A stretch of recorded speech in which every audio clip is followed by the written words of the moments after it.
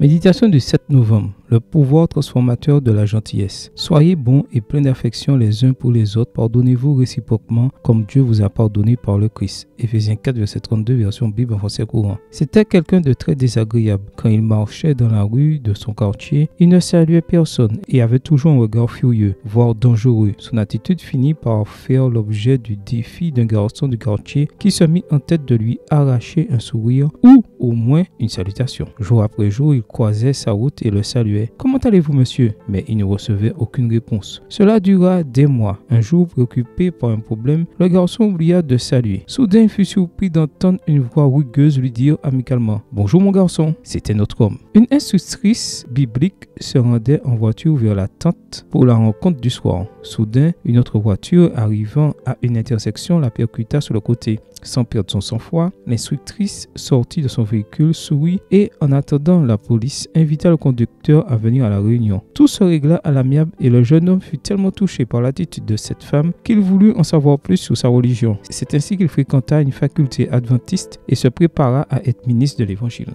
Dieu n'attend pas de nous que nous ne soyons gentils qu'avec nos amis. Il veut que nous le soyons aussi avec ceux qui ne le sont pas. Jésus lui-même nous a enseigné à aimer nos ennemis et à bénir ceux qui nous maudissent.